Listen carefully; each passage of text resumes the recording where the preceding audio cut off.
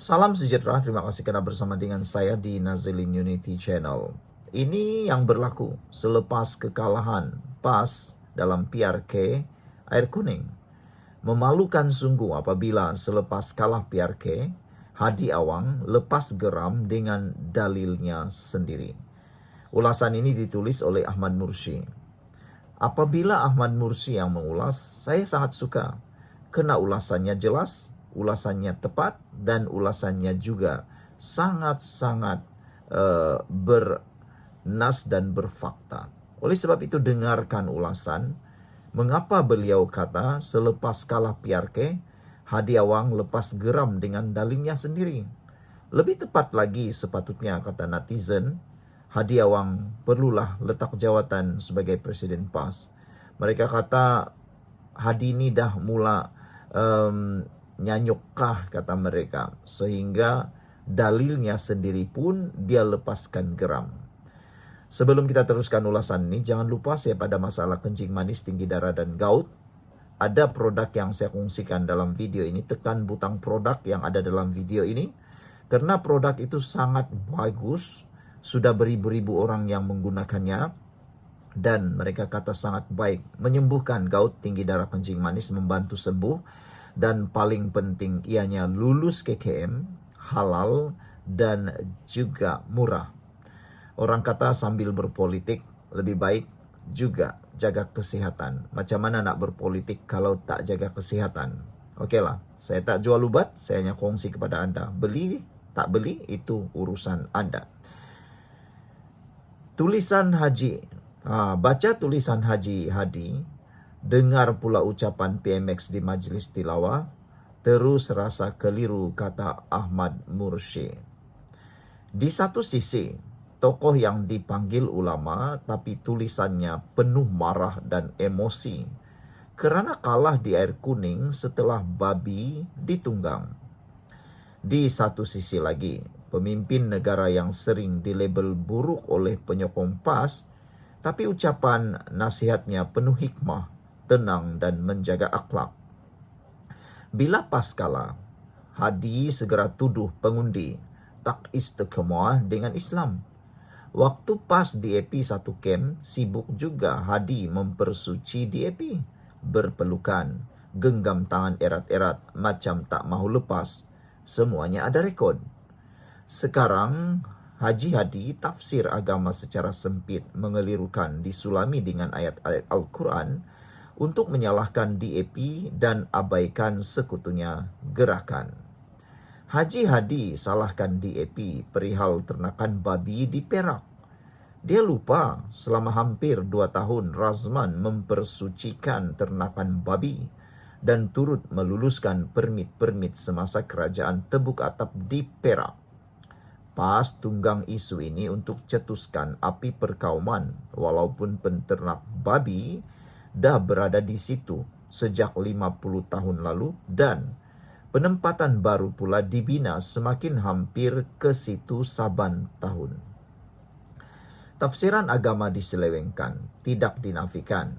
Ulama kontemporari ada berpandangan, mengundi boleh menjadi wajib dalam sesetengah keadaan.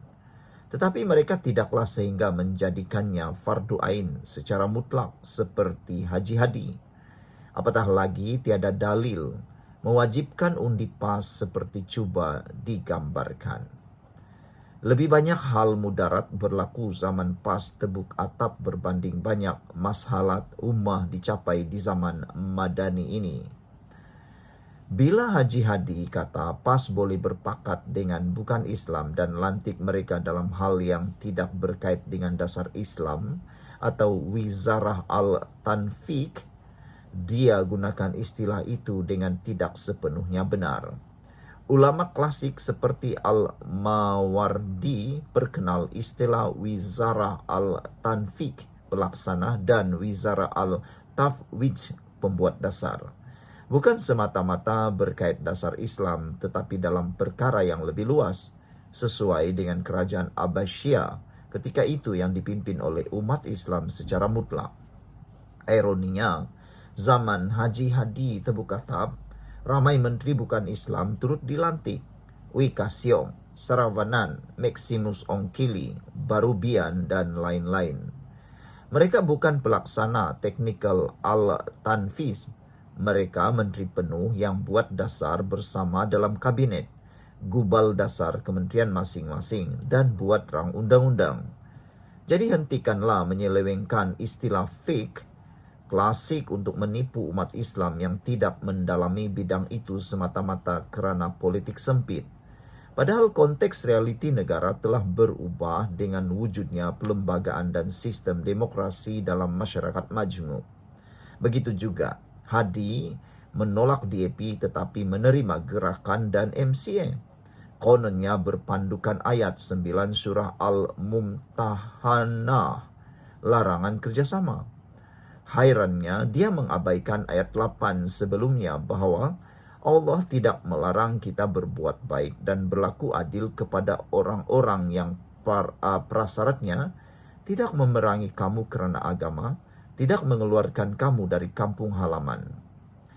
Tiada parti politik di Malaysia yang perangi umat Islam kerana agama atau halau dari tanah air, sama ada DAP, MCA atau gerakan.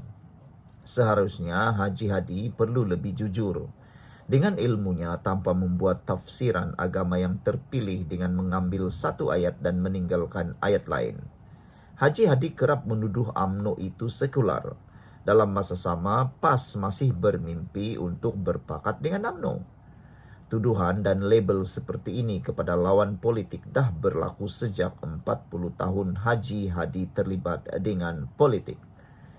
Jika Hadi katakan UMNO duduk dalam kerajaan demi mengajar jawatan dan projek, mungkin dia lupa jawatan duta khas bertaraf menteri dan berpencen dengan allowance besar yang dia terima waktu tebuk atap dalam keadaan sedar dia tak mungkin dapat laksanakan tugas itu. Haji Hadi juga membawa nada takfiri, halus yang sinonim dengan kaedah politik Awarij. Apabila menganggap penyokong PH UMNO tidak faham Islam, bertujuan menghina umat Islam yang tidak sehaluan dengan PAS. Pemikir-pemikir Islam telah banyak ingatkan, takfir politik yang anggap lawan politik tidak benar di sisi Islam sangat bahaya dan menjadi pemecah belah perpaduan umat Islam. Saudara-saudara sekalian, Hadi tetap anggap Perikatan Nasional berjaya di air kuning walaupun kalah teruk di air kuning. Dan Hadi mengulangi menggelar DAP anti-Islam. Sekian dulu untuk kali ini. Jangan lupa tinggalkan komen Anda.